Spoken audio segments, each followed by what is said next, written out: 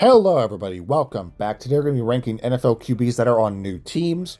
So we won't be discussing every single one. We're mostly going to be discussing players and quarterbacks, obviously, who will have a higher chance of starting or who will indefinitely start or at least will be in a quarterback battle. So, for an example, Kyler Murray and J.J. McCarthy and Tua and Michael Penix, those two guys are likely going to be in a quarterback battle this preseason or for the most part, I think, at least with JJ McCarthy, definitely, because he hasn't shown much to be desired. Neither has Penix, though, to be honest. So it's very important for that quarterback battle to go on. But again, we're ranking kind of worst to best, I guess. So whoever we would talk about first is likely going to, in my opinion, is the worst one on a new team. Or what I mean by that is likely they're not going to make any impact, I don't think. So I'm not going to tell you right now, but yeah, you'll see them soon.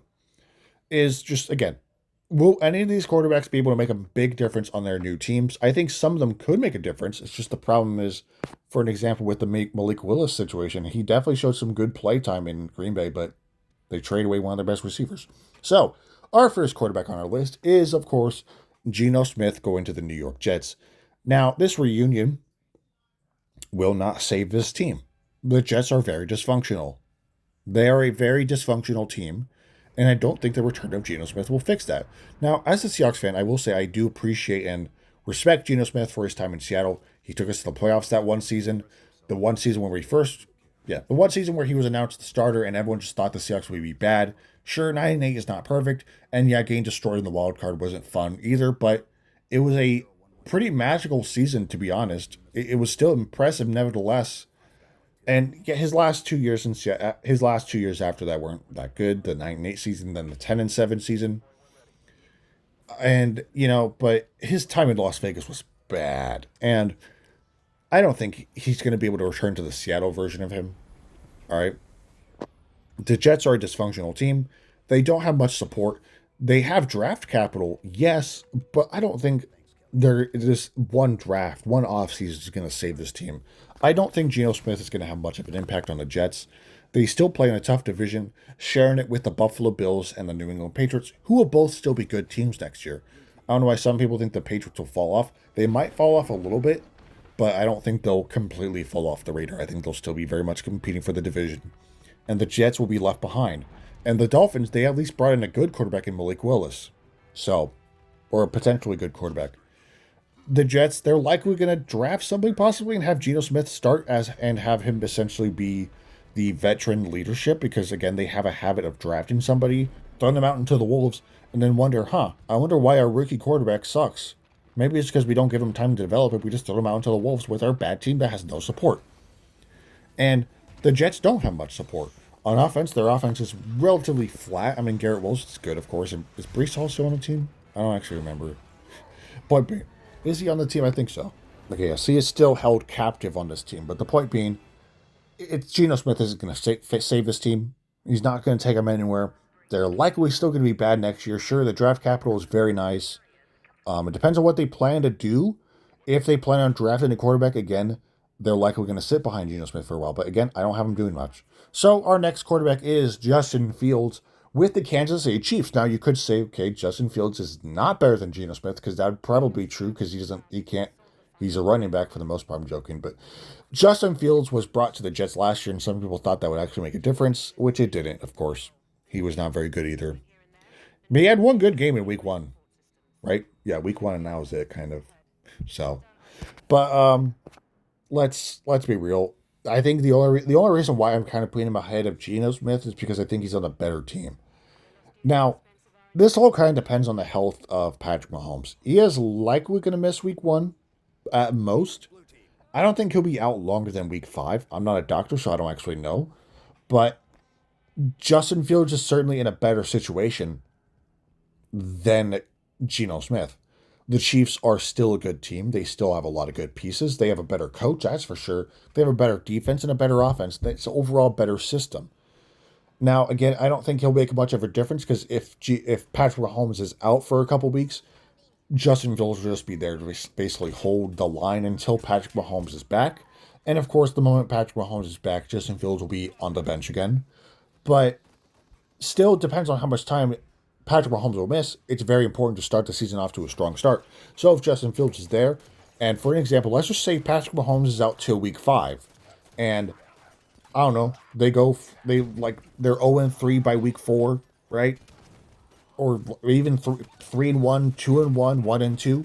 The start to the season really much matters. So it's very important for Justin Fields because I'm pretty sure he's on a 1-year contract. And if he can get the Chiefs off to a good start, at least a solid start, he could have a potential chance of being going somewhere next season.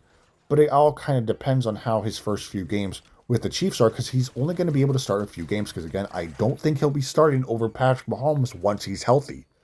So overall, if Justin Fields wants a chance to be a starter or even have a better chance on a different team next year, because again, I think he's only on a 1-year deal. If he plays well enough, he could see a contract for him on a different team next year, or the Chiefs decide to keep him as a reliable backup.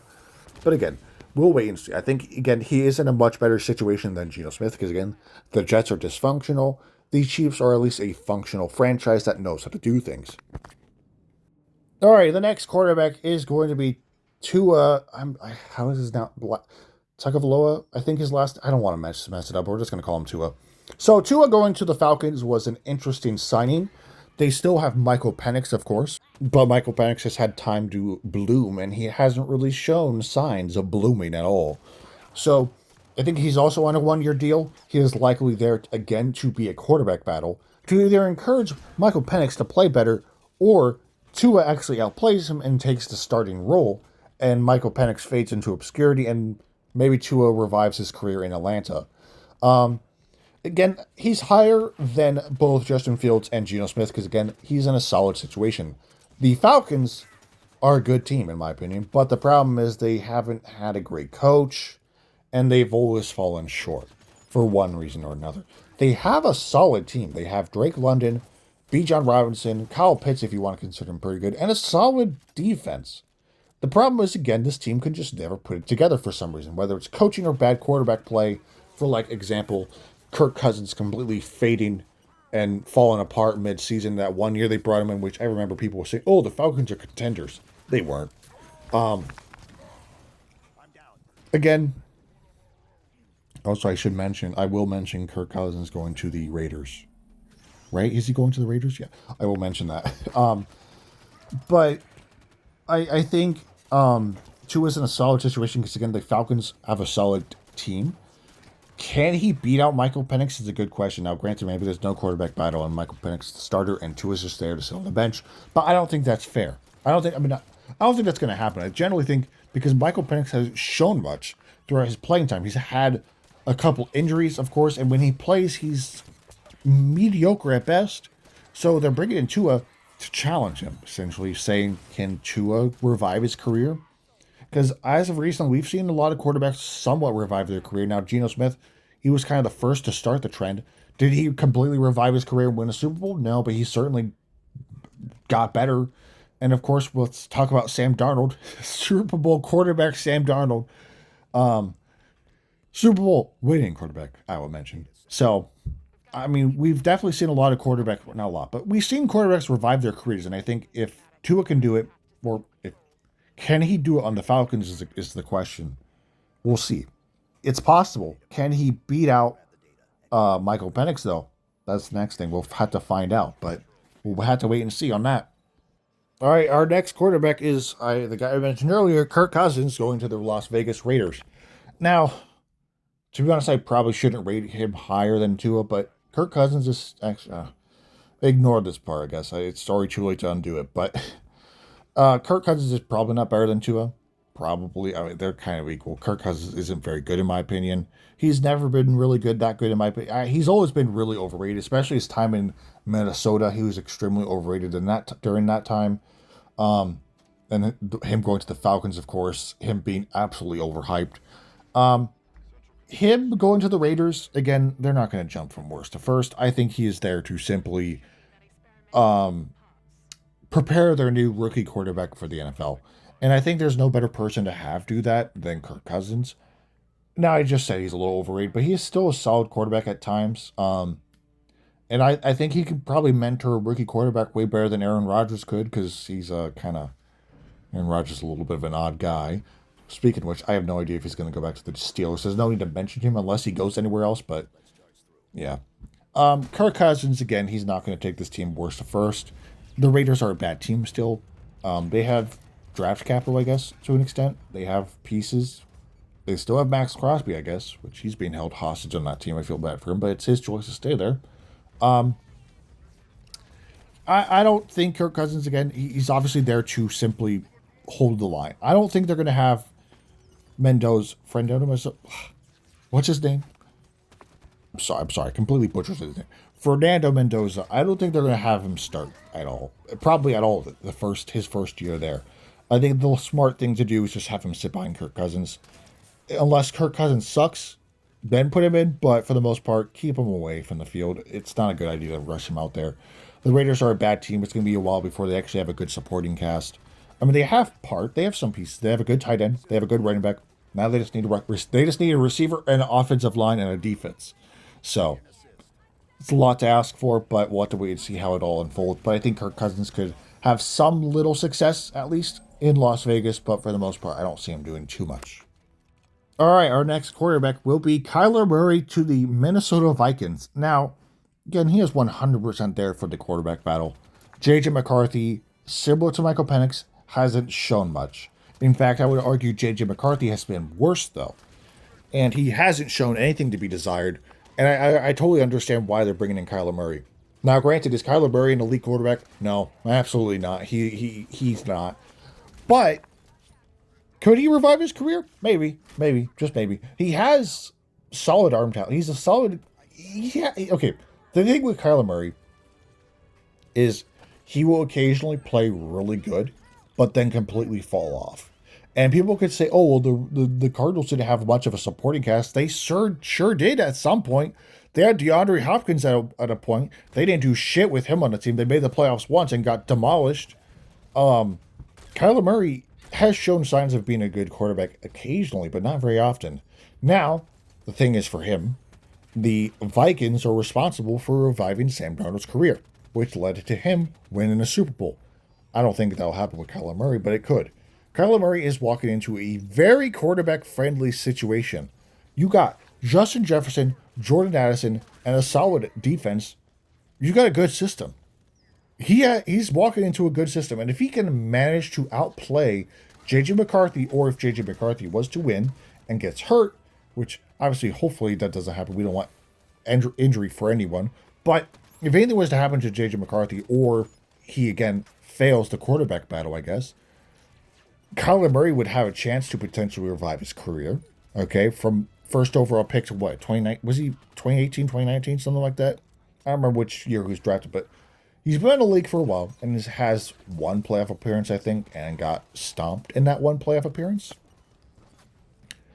I don't know exactly how this will go down, but he's walking into a very quarterback-friendly situation, and he has the tools to succeed. So I think he's, again, on a one-year deal if he can revive his career, potentially, and leave J.J. McCarthy in the dust.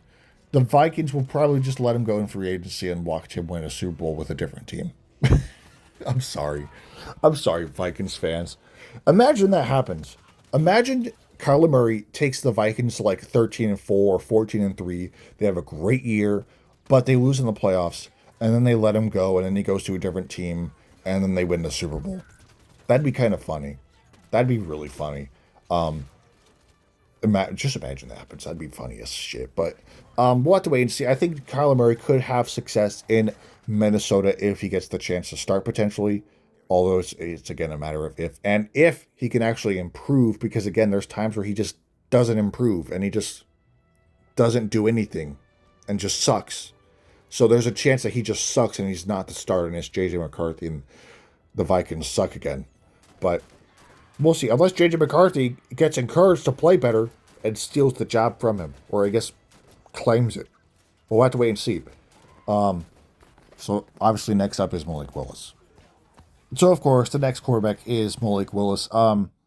He is ranked first here, and I don't know. I'm kind of having a conflict with myself on it, but I decided to leave him here because he's honestly shown a lot of development with Green Bay. But the problem is the Dolphins. They kind of got rid of his best receiver, and Tyreek Hill is also probably on his way out too.